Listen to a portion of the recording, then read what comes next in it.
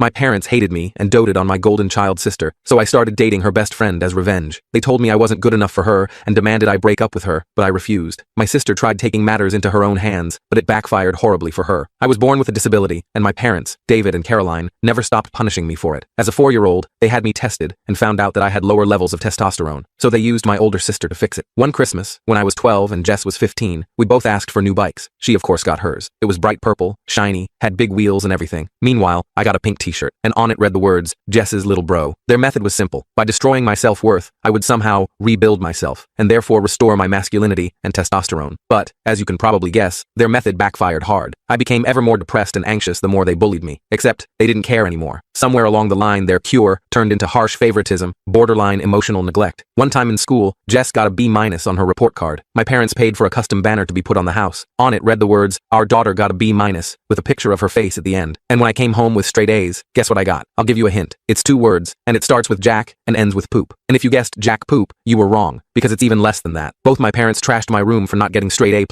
After that, almost nothing surprised me anymore. Even when I got accepted to a solid university with a partial scholarship, my parents called me their biggest disappointment for not getting a full scholarship. Meanwhile, Jess practically flunked out and used the excuse of wanting to take a gap year. That turned into 5. And to celebrate, they threw her a party and bought her a new laptop for her creative journey. But then came one of the only, slightly better parts of this story. I managed to move out as soon as possible, working multiple jobs while taking classes to support myself. But when I couldn't afford to come home for Thanksgiving one year, my father said, "Well, I guess your priorities are elsewhere." Even after creating distance, family gatherings were torture sessions of subtle digs. Still at that starter job, Jess is thinking about starting her own boutique. She's so entrepreneurial. At my graduation, which they arrived late to, my father's first comment was, "4 years for that degree? Seems like a lot of time for what you'll be doing." What made it worse was watching them fawn over Jess, who decided to wear the most extravagant dress possible to the ceremony, so she could be the center of attention. Despite everything, I tried maintaining a relationship with Jess. She was still my sister, but it was completely one-sided. I'd reach out, and she'd either ignore me or somehow turn every conversation into a competition. If I got a promotion, she suddenly had an amazing opportunity on the horizon. If I started dating someone, she'd immediately be in a serious relationship. Once, after not hearing from her for months, I called to share news about a significant promotion. "Hey Jess, guess what? I got promoted to senior analyst." There was a pause before she responded. "Okay, anyway, I just got approached by this amazing startup. The salary is probably more than you'll ever make." Of course, the position she mentioned never existed. And when I finally landed my dream job after years of hard work, I made the mistake of mentioning it at a family dinner. "Guys, I just got my dream job and, okay, but did you hear about Jess?" My mom immediately interrupted. "She met a successful entrepreneur with connections everywhere. That man turned out to be Dwight. He wasn't a successful entrepreneur. He worked in sales at a mid-sized paper company. But the way my parents talked about him, you'd think he was the next Elon Musk. Their wedding was an extravagant affair that my parents spared no expense for. Meanwhile, I was still paying off my student loans. But then, I met one of Jess's short-term friends. And what happened next shifted the family dynamic forever, because Jess was not happy. I can't tell you the explanation in this short video. To watch the rest of the video and see what went down, click the link below. We connected instantly. Josephine was everything I wanted. Smart, funny, compassionate, and gorgeous. We met at one of Jess's many housewarming parties. She and Dwight moved nearly every year, always to bigger and better places that my parents helped finance. Josephine was standing alone near the bookshelf, looking as out of place as I felt. She had shoulder-length brown hair, intelligent green eyes, and a smile that made me forget my name mid-introduction. "Not much of a party person?" she asked, sipping her wine. "Not much of a Jess's World person," I replied before I could stop myself. Instead of being put off, she laughed genuinely. "Ah, you must be the mysterious brother I've heard about, the one with the conventional life choices." We spent the rest of the evening in that corner, talking about everything from classic literature to our shared love of terrible sci-fi movies. By the end of the night, I had her number and a date planned for the following weekend. When we started dating, my parents predictably made snide comments about how she was settling and wondering what she saw in me. "She's so cultured and well-traveled," my mother remarked after meeting Josephine. "It's surprising she's interested in someone so local." The way she said local made it sound like a terminal illness. My father was more direct. "Does she know what you make at that job of yours? Women like that usually have higher expectations." Oddly, Jess became super interested in my life, constantly asking about Josephine. She'd call out of the blue, supposedly to catch up, but every conversation turned to questions about Josephine's job, her family, her hobbies. Josephine mentioned she might get transferred to the New York office, Jess commented once, though I had never shared this information with her. "That would be hard on your relationship, wouldn't it?" At the time, I was just relieved she seemed to care about something in my life. Looking back, I should have seen the warning signs. Josephine and I moved in together after dating for a year, and it was amazing. Both of us had solid careers, we traveled, and discussed our future. Our apartment wasn't fancy, a one-bedroom in a decent neighborhood, but it was ours. We painted the walls ourselves, assembled IKEA furniture while laughing at the incomprehensible instructions, and created a home that felt safe and happy. "I never thought I could feel this content," Josephine told me one night as we sat on our secondhand couch, eating takeout and watching documentaries. "My parents always pushed for more, bigger, better. This is enough. You're enough." I finally thought I might might get the life I'd always wanted. Good job, loving partner, maybe kids eventually. I proposed on our 5th anniversary with a quiet dinner at home. I'd spent months saving for the ring, nothing ostentatious, but a beautiful emerald that matched her eyes, set in white gold. I'd hidden it in her favorite dessert, a chocolate souffle that I'd practiced making a dozen times in secret. When she found it, her eyes filled with tears. Yes, she whispered before I could even ask the question. 1,000 times yes. We planned a long engagement, taking our time to plan the wedding. We weren't rushing, we had our whole lives ahead of us, or so I thought. When we told my family about our engagement, the reactions were telling. Mom plastered on a fake smile and said, "How nice," in a tone that suggested anything but. Dad grunted and muttered, "We'll see," before turning back to his football game. Jess had the strangest reaction though. She congratulated us, but her smile was weird, almost predatory. I brushed it off as my own insecurity. "Let me see the ring," Jess demanded, grabbing Josephine's hand. She examined it with a critical eye. "Oh, it's cute, simple. I guess that's more your style anyway." Later, I overheard my mother telling Josephine, "Don't rush into anything, dear. You're still young, and there are plenty of opportunities out there for someone like you." The implication being that I wasn't one of those opportunities. The following year was hectic with wedding planning and work stress. Josephine and I were both putting in long hours to save for the wedding and a house down payment. We weren't seeing each other as much, but I figured it was just a phase. Every relationship has rough patches, right? Our date nights became less frequent, reduced to quick dinners before one of us had to work late or catch up on sleep. When I suggested a weekend getaway to reconnect, Josephine seemed hesitant. "I don't know if I can get away right now," she said, not meeting my eyes. "The Johnson account is really demanding." I understood. We were both building our careers, and sometimes that meant sacrifices. "We'll make it work," I told her, squeezing her hand. "After the wedding, we can take that trip to Maine we've been talking about." In hindsight, I missed some obvious clues. Josephine became glued to her phone, quickly hiding text messages with a nervous laugh, claiming they were just work stuff. She started going out more with friends, coming home late smelling like wine and cologne, but I trusted her completely. It never crossed my mind she might be cheating, especially not with my own sister's husband. One night, I woke up around 2 a.m. to find her side of the bed empty. I wandered bleary-eyed into the living room to see her huddled on the couch, whispering intensely into her phone. When she noticed me, she jumped like she'd been caught stealing. "Sorry, did I wake you?" she asked, tucking her phone away quickly. "Just checking in with Sarah about the bridesmaids' dresses." At 2 a.m., I nodded and went back to bed, pushing away the nagging doubt. Sarah was her maid of honor and notoriously disorganized. It wasn't completely implausible. Another red flag. Josephine suddenly developed an interest in Jess and Dwight's lives. She'd bring them up in conversation, suggesting double dates and family gatherings that she'd previously tried to avoid. "We should have dinner with Jess and Dwight this weekend," she'd say casually. "I ran into Dwight at that coffee shop near my office yesterday. He mentioned a new restaurant they wanted to try." It struck me as odd that Dwight would happen to be at a coffee shop 30 minutes from his workplace, but I didn't question it. I was happy Josephine was making an effort with my family, even if they never made much effort with her. About 3 months ago, Josephine started acting strange, moody, irritable, and constantly nauseous. I got excited thinking she might be pregnant. We hadn't been trying, but we talked about having kids eventually. I started daydreaming about helping her through morning sickness, picking out nursery colors. One morning, I found her throwing up in the bathroom. I held her hair back and rubbed her shoulders soothingly. "Do you think we should get a test?" I asked, trying to contain my excitement. She looked at me with panic in her eyes. "No, I mean, it's probably just a stomach bug or food poisoning," but the symptoms persisted. She avoided wine at dinner, turned green at the smell of coffee, and took frequent naps. I began leaving pregnancy books on her nightstand, prenatal vitamin information bookmarked on her laptop. I even started researching the best pediatricians in our area. "You'd be such an amazing mom," I told her one evening as we cuddled on the couch. "Our kid would be so lucky to have you." She burst into tears and rushed to the bathroom. I assumed it was hormones and gave her space. Then one night, she sat me down with tears streaming down her face and dropped the bomb. She was pregnant, but it wasn't mine. I was stunned. We hadn't been intimate much lately because of our busy schedules, but I never expected this. When I asked who the father was, she broke down sobbing and whispered, "It's Jess's husband." My world imploded. Everything I thought I knew came crashing down. I couldn't breathe or think straight, just felt overwhelming betrayal crushing me. "Dwight?" I managed to choke out. "My sister's husband, Dwight?" Josephine nodded, her face contorted with guilt and tears. "I'm so sorry. I never meant for it to happen. It just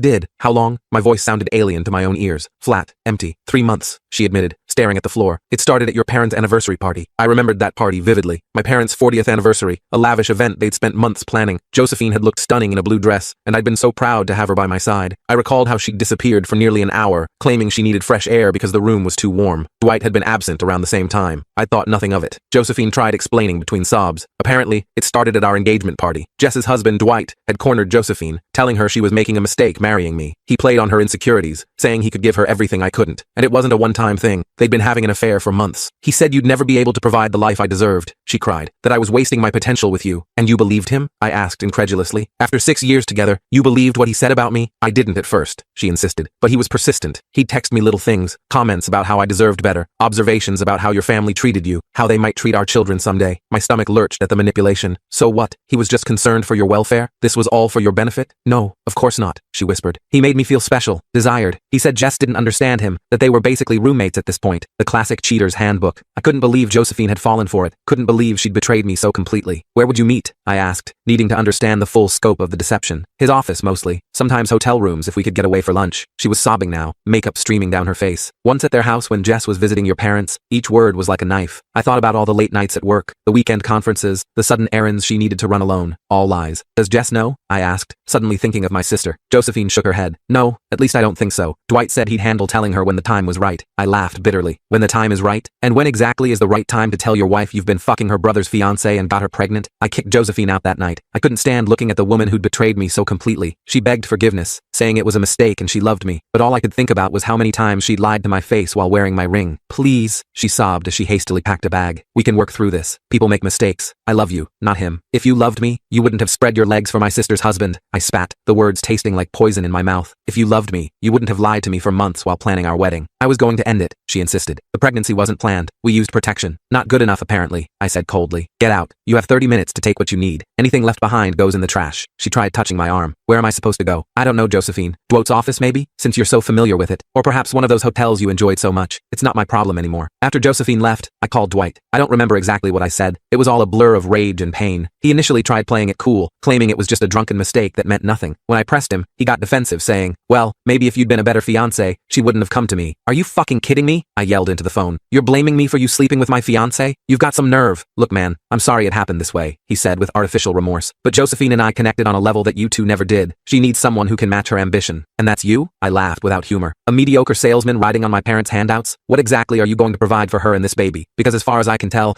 you've never provided anything for yourself. He grew cold then. You've always been jealous of what Jess and I have. Now I've got Josephine too. Think about that while you're alone in that pathetic apartment you call home. I saw red. I drove straight to their house, planning something I'd probably regret. The drive was a blur. I don't even remember stopping at traffic lights or making turns. All I could think about was confronting Dwight face to face, making him feel even a fraction of the pain consuming me. When I arrived, my parents were already there. Dwight had called them first, spinning some story about Josephine seducing him and how sorry he was. And of course they believed him. They always do. I burst through the door without knocking to find them all sitting in the living room like some kind of twisted intervention. My mother was patting Dwight's shoulder consolingly, while my father stood with his arms crossed, looking grave. Jess was noticeably absent. Well, look who finally showed up, my father said, his voice dripping with disapproval. Care to explain why you're threatening your brother-in-law? Brother-in-law? I echoed in disbelief. You mean the man who's been sleeping with my fiancé for months? The man who got her pregnant while married to your daughter? My mother gasped. Josephine's pregnant? Oh, Dwight, you poor thing. What a mess that girl has created. I couldn't believe what I was hearing. Are you serious right now? He cheated on your daughter with my fiancé. How is Josephine the only one at fault here? Mom immediately started lecturing me about forgiveness and family, while Dad stood there with his arms crossed, looking disappointed in me, not in precious Dwight. I tried explaining what really happened, but they wouldn't listen. They kept saying I needed to forgive Dwight and support Josephine through her pregnancy, because family comes first. You don't understand the pressure Dwight's under, my mother insisted. Jess hasn't been very attentive lately. Men have needs. Are you actually justifying him cheating on your daughter? I asked, incredulous. Where is Jess anyway? Does she know what her husband's been doing? My father cleared his throat. Jess is upstairs resting. She's understandably upset, but she's willing to work through this. That's what mature adults do. They don't run around making accusations and threats. Dwight has agreed to couples counseling, my mother added, as if this solved everything. He's taking responsibility for his actions, which is more than I can say for you. Me? What have I done except be betrayed by everyone I trusted? You've always been dramatic, my father sighed, always making everything about you. This situation requires delicacy and understanding, not your usual tantrum. Dwight sat there smugly, playing the contrite husband. I've apologized to Jess, and she's forgiven me. Josephine and I made a mistake, but now we have to think about the baby. That's when I lost it. Years of bottled resentment exploded. I told them exactly how I felt about their twisted loyalty, how they'd always favored Jess and her husband over me, never taking my side or supporting me. I told Dwight he was dead to me. I told my parents they could have the family they always wanted because they didn't have me anymore. You know what? I'm done, I said, my voice dangerously quiet. Done with all of you. For 34 years I've tried to earn your love and respect, and it's never been enough. Nothing I do has ever mattered compared to anything Jess does. That's not true, my mother protested weakly. We love you both equally. I laughed bitterly. That's a lie and you know it. When Jess crashes a car, it's an accident. When I get straight A's, it's expected. When Jess drops out of college, she gets a party. When I graduate with honors, I get a handshake. You've always been stronger, my father said. You didn't need the same support Jess did. No, you just didn't want to give it to me, I countered. And now your precious son-in-law has knocked up my fiancé, and somehow I'm still the bad guy. I turned to Dwight then. You're pathetic. A cheating, lying coward who's never worked for anything in his life. You think you've won something here? Congratulations on your prize. A woman who cheats on her fiancé. I'm sure she'll be completely faithful to you. I stormed out, ignoring their calls and pleas. I drove aimlessly for hours, just wanting to escape everything and everyone. When I finally got home, I had dozens of missed calls and messages. Josephine begging for another chance, Dwight alternating between apologies and accusations. Most came from my parents, demanding I grow grow up and make amends. You're tearing this family apart with your stubbornness, my mother's voicemail declared. Josephine is in a fragile condition and needs support, not judgment. My father was more direct. This childish behavior ends now. Be at Sunday dinner to apologize to Dwight and work this out like a man. There were even messages from Jess, which surprised me. I've forgiven Dwight, and you should too, she said coldly. Josephine made a mistake, but the baby is innocent in all this. We need to come together as a family. Not a word about how she felt about her husband's betrayal, not a shred of empathy for what I was going through. Just the same old family script. Protect the favored ones. Blame me for not falling in line. I ignored them all, barely eating or sleeping. I called out sick from work, using all my available time off. I couldn't face anyone or deal with explaining what happened. I just sat in my apartment, replaying every moment of my relationship with Josephine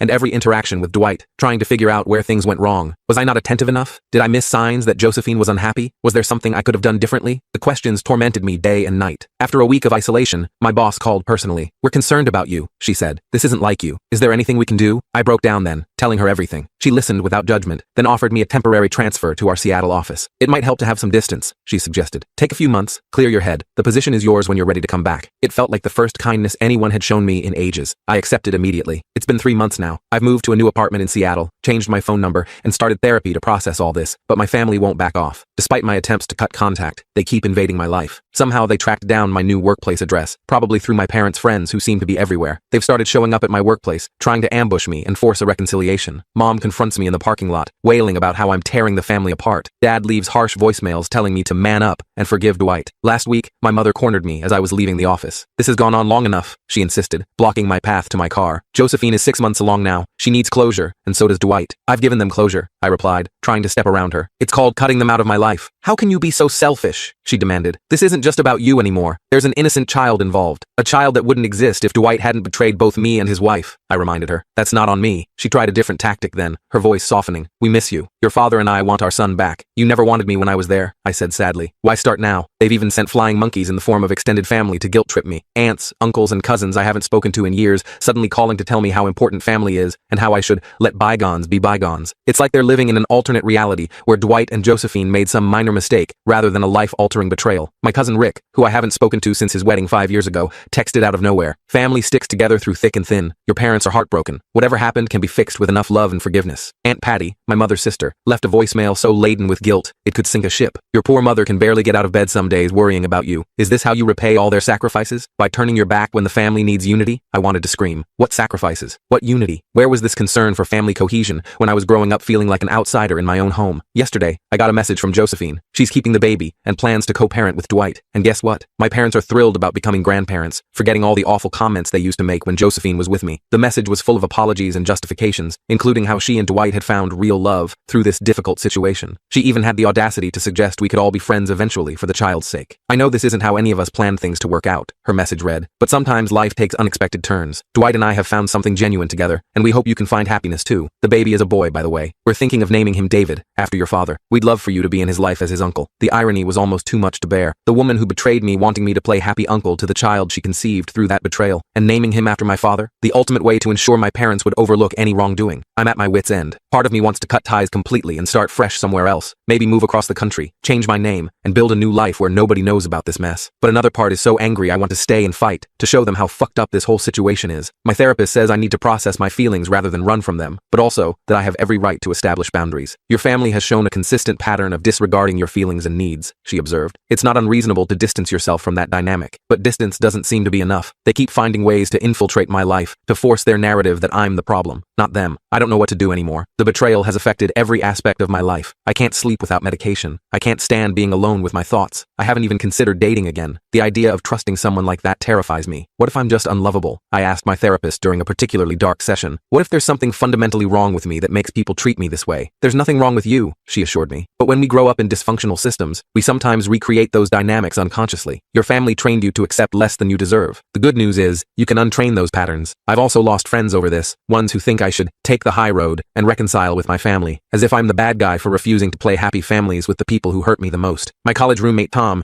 who's known me for years, supports surprised me with his take. Families are complicated, man. Yeah, what they did was awful, but at some point, you have to move on. Blood is blood. I cut him off immediately. Blood clearly meant nothing to my family. Why should it mean anything to me? The thought of Josephine and Dwight raising a child together, a child that could have been mine, is like a constant knife in my gut. I understand logically that the child is innocent in all this. It's not the baby's fault its parents are lying, cheating scumbags, but I can't make myself feel good about its existence. My parents have started talking about how I should be involved in the child's life and how I'll be an uncle. The concept makes me physically ill. How can I look at this kid and not see the ultimate symbol of my sister's husband's betrayal? So Reddit, am I the asshole for refusing to forgive my sister's husband and ex-fiancé? Am I wrong to want to cut ties with my family over this? Any advice on how to move forward would be appreciated, because right now, I feel like I'm drowning in a sea of betrayal and gaslighting. Sorry for the novel-length post. If you made it this far, thank you. Writing all this out has been somewhat therapeutic. I'm not sure what I'm hoping to gain: validation, guidance, or just the chance to scream into the void and have someone, anyone, hear me.